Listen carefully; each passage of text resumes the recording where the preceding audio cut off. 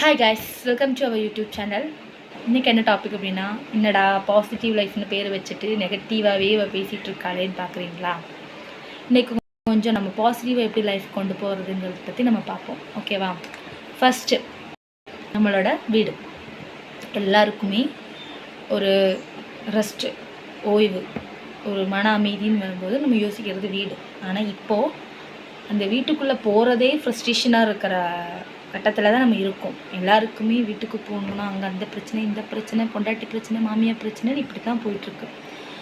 So first of all நம்மளோட வீடு எங்கே அமைக்கிறது அப்படிங்கும்போது நம்மளோட ஸ்டேட்டஸ் இவ்வளோ இருக்கா. ஸோ நம்மளோட கொஞ்சம் இங்கே இருக்கிறவங்களுக்கு நடுவில் தான் நம்ம இருக்கணும்.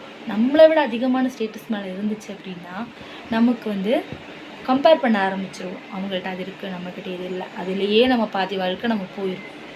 நான் சொல்கிறது கொஞ்சம் பணம் மட்டும் இருந்துச்சுன்னா நினைக்கிறவங்க நிறைய பேர் இருக்கிறாங்க. என்னோட டாபிக் என்னென்னா, பணம் கிடையாது, பணம் தேவை. நம்ம வாழ்கிறதுக்கு பணம் தேவை, பணத்துக்காக நம்ம வாழக்கூடாது. இது ரெண்டுமே டிஃப்ரென்ஷியேட்டிவ் இருக்குது.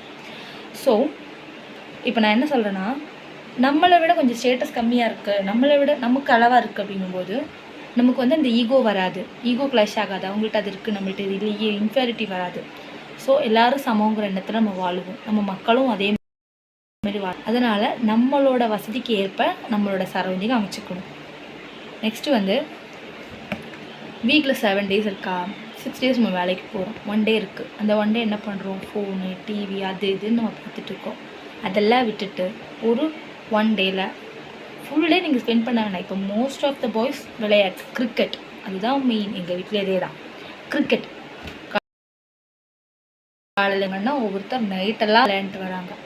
வீட்டில் ஃபேமிலியே மறந்துடுறாங்க, குழந்தை இருக்குது, கொண்டாட்டி இருக்குன்னு மறந்துடுறாங்க. நீங்கள் வாரத்தில் 6 நாள் வேலைக்கு போய்ட்டு 1 நாள் வீட்டில் இருக்கேன்னு சொல்கிறீங்க. இவங்க வாரத்தில் 7 நாளுமே வீட்டில் இருக்கிறவங்க. ஸோ அவங்களுக்கு வெளியே போகணுன்னு இருக்கும். ரொம்பலாம் வேணாங்க, ஜஸ்ட் ஒரு பார்க்கு, பக்கத்தில் ஒரு பார்க்கு, பக்கத்தில் ஒரு பீச் இருக்குது, அங்கே ஏதோ ஒரு 100 ரூபா செலவு பண்ணாலும் போதும். பொண்ணுங்களுக்கு அதிகமாக செலவு பண்ணணும்னு அவசியம் இல்லை, அவங்க கூட டைம் ஸ்பெண்ட் பண்ணணும்.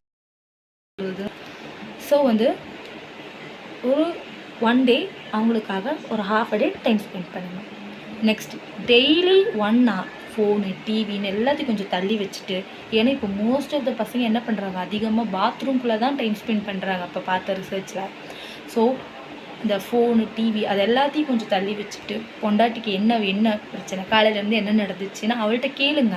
அவங்கள்ட்ட கேட்கும்போது அவங்களுக்கு சொல்கிறதுக்கு நிறைய விஷயங்கள் இருக்குது. அவள் வீட்டில் தானே இருக்கா, அவளுக்கு என்ன இருக்க போகுது, கிடையாது. அவங்களுக்கும் சொல்கிறதுக்கு நிறைய விஷயங்கள் இருக்கும். ஸோ அதை கேளுங்க. குழந்தைங்கள்ட்ட டைம் ஸ்பெண்ட் பண்ணுங்கள், கதை சொல்லி கொடுங்க. ஸோ அது மிகப்பெரிய ப்ளஸ் அமையும். நெக்ஸ்ட்டு மந்த்லி ஒன்ஸ் ஃபேமிலியாக கேதர் பண்ணுங்கள். இப்போ நம்மளை பொறுத்த வரைக்கும் எல்லாருமே சின்ன சின்ன ஃபேமிலி ஆயிடுச்சு. கல்யாணம் ஆயிடுச்சு, ஒரு குழந்தையாச்சு தனி கொடுக்கணும், கல்யாணம் ஆயிடுச்சு, ஒரு குழந்தை, 2 குழந்தையாச்சு தனி கொடுக்கணும். இப்படி தான் போயிட்டுருக்கோம். ஸோ ஒரு வீக்லி ஒன்ஸ் எல்லோரும் ஃபேமிலியில் அண்ணன், தம்பி, அக்கா, தங்கச்சின்னு எல்லோரும் ஒன்று சேருங்க. அப்போ தான் இது நம்ம பெரியம்மா, சித்தப்பா, சித்தின்னு எல்லாருக்கும் குழந்தைங்களுக்கும் தெரியும். ஃபேமிலி ஒன்றா இருக்கிறது இப்போ கஷ்டம். But weekly monthly once, at least 3 months once ஆகுது ஒரு ஃபேமிலியாக கேதர் ஆகுங்க. இதுதாண்டா உன் சித்தப்பா, இதுதாண்டா உன் சித்தி, இவங்க தான் உன் அத்தை, அப்படி சொல்லும்போது அந்த குழந்தைங்களுக்கும் அது நம்ம ஃபேமிலின்னு ஒரு இது இருக்கும். நம்ம தள்ளியே இருக்கும்போது அவங்களுக்கும் அதை விட்டு இந்த ஃபோனு, வீடியோ, அது இதுன்ட்டு அதுலேயே போயிடும். நெக்ஸ்ட்டு 3 months ஒன்ஸ் ஒரு ட்ரிப்பு போங்க. அதுக்காக ட்ரிப்பு போகிறதுக்கு எனக்கு 1 லட்சம் வேணும், நீ தருவியா, 50,000 வேணும். ட்ரிப்புன்னு என்ன, ஒரு பஸ் ஏறி கூட நமக்கு லாங் ட்ரைவ் போயிட்டு வர்றது ஒரு ட்ரிப்பு தான். ஒரு 1000 2000க்குள்ளேயே அது கண்ட்ரோல் ஆகிற மாதிரியும் ட்ரிப்புகள் இருக்குது. நம்மளோட மனசு தான். காரில் போனால் தான் ட்ரிப்பு, ஃப்ளைட்டில் போனால் தான் ட்ரிப்புன்ட்டு இல்லை. பஸ்ஸில் போகிறதும் ஒரு ட்ரிப்பு தான், அதுவும் ஒரு இது தான். ஸோ அதை நீங்கள் பண்ணிங்கன்னா, இதெல்லாம் நீங்கள் பண்ணிங்கனாலே ஹஸ்பண்ட் ஒய்ஃபில் பிரச்சனைங்கிறது கொஞ்சம் கம்மியாகும். Next the first one, WhatsApp status பார்த்து தயவு செஞ்சு யாரையும் எடை போடாதீங்க. வாட்ஸ்அப் ஸ்டேட்டஸ் பார்க்கும்போது ஒருத்தர் எங்கேயாவது போயிருப்பாங்க, அவங்க போகிறதில்ல, நம்ம போகிறதில்ல, அவங்க போகிறாங்க, அந்த தாட் தயவு செஞ்சு வேணாம். ஏன்னா அவங்க அங்கே போகிறக்கும் அவங்க என்னெல்லாம் வாங்குறாங்க, அதுக்காக அவங்க எவ்வளோ கடன் வாங்குறாங்க அவங்களுக்கு தான் தெரியும். ஜஸ்ட் ஒரு ஃபோட்டோஸில் யாரையுமே எடை போடாதீங்க. உங்களுக்கு வசதியாக ஒரு வீடு அமைச்சுக்கோங்க. இப்போ நீங்கள் வீடு கட்டுறீங்களா, அவன் சொல்கிறான் டபுள் பெட்ரூமு கட்டினாங்க, ஃபுல் ஃபினிஷிங்கோடு இருந்துச்சு அந்த வீடு, அந்த மாதிரி கட்டு, மேலே எல்லாம் பால்கனி வச்சு கட்டு, சூப்பராக இருக்கும் சொல்லிட்டு போயிடுவாங்க. ஆனால் நம்ம தான் அதுக்கு கடன் கட்ட ஓடணும்.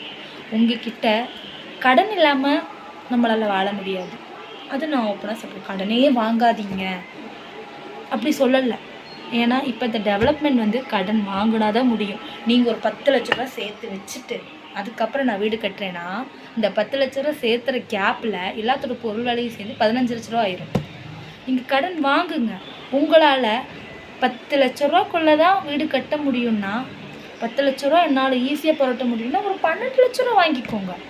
அதுக்காக 10 லட்ச ரூபா வீட்டை கட்டுற நம்ம வசதி ஸ்டேட்டஸ் இருக்கிறவங்க அப்போ 20 லட்ச ரூபா வீட்டை கட்டி கடைசியில் இந்த வீடு இல்லாமல் ஆயிடும். நிறைய பேர் இதை நான் பார்த்துருக்கேன். ஸோ கைக்குள்ளே ஒதுங்குற கடன் வாங்குங்க, அதுக்குள்ள வீட்டை கட்டுங்க போதும். அதில் சந்தோஷமாக திருப்தியாக இந்த சொன்ன மெத்தடை யூஸ் பண்ணி ஹஸ்பண்ட் ஒய்ஃபு குழந்தை அம்மா அப்பான்னு வாழுங்க. இதுதாங்க நிம்மதி. கொஞ்சம் பணத்தை சேர்த்து வச்சுட்டோம், கொஞ்சம் அவங்க பொறாமப்படுற அளவுக்கு நம்ம வாழ்ந்துட்டோம், கொஞ்சம் அவங்க நம்மளை பெருமையாக பேசுகிற அளவுக்கு நம்ம வாழ்ந்துட்டோம். அவங்கள பெருமையாக பேச வைக்கிறதுக்கு நம்ம இங்கே படாத பாடுபடணும். எதுக்கு அந்த பெருமை? நம்ம லைஃப்பை நம்ம வாழ்கிறோமா? அது இங்கே நிறைய பேர் அவங்க திருப்திக்கு வாழ்கிறத விட அடுத்தவனை திருப்திப்படுத்துறதுக்கு தான் வாழ்கிறாங்க. மெயின் அதுதான் துன்பத்துக்கு ரீசன். ஃபஸ்ட்டு கூழு குடித்தாலும் பிரியாணி குடித்தாலும் என்னத்தை சாப்பிட்டாலும் அவனுக்கு இருந்துச்சு, அவன் நான் இதை சாப்பிட்டேங்கிற திருப்தியில் இருந்தான். இன்றைக்கி நீங்கள் பிரியாணி சாப்பிடுவீங்க, ஸ்டேட்டஸில் ஒருத்தன் குழிமந்தி சாப்பிடுவான், நான் பிரியாணி தான் சாப்பிட்டேன் அவன் குழிமந்தி சாப்பிட்றான். நீங்கள் ஊட்டி டூர் போயிருப்பீங்க, அவங்க அங்கே மணாலி போயிருப்பாங்க, நான் ஊட்டி தான் போனேன் அவங்க மணாலி போனாங்க. அப்படி இல்லை, கம்பேர் பண்ணால் நம்மளால் வாழவே முடியாது. அம்பானி வரைக்கும் நம்ம கம்பேர் பண்ணிட்டே இருக்க வேண்டியது தான். அவங்க பண்ணுறதுலாம் நம்மளால் பண்ண முடியாது. ஸோ நான் என்ன சொல்கிறேன் அப்படின்னா, யாரையும் யார் கூடயும் கம்பேர் பண்ணாதீங்க. நமக்கான லைஃப் நமக்கு வாழ்கிறதுக்கு என்ன தேவை, நம்மளோட திருப்தி என்ன, நம்மளோட சரௌண்டிங், அது மட்டும் நீங்கள் பாருங்கள். பணம் தேவை தான், பட் பணத்துக்கு பின்னாடி மட்டும் ஓடாதீங்க. அவ்வளோதான். நன்றி, வணக்கம். வீடியோ பிடிச்சிருந்தால் லைக் பண்ணுங்கள், சப்ஸ்கிரைப் பண்ணுங்கள், ஷேர் பண்ணுங்கள். நன்றி, வணக்கம்.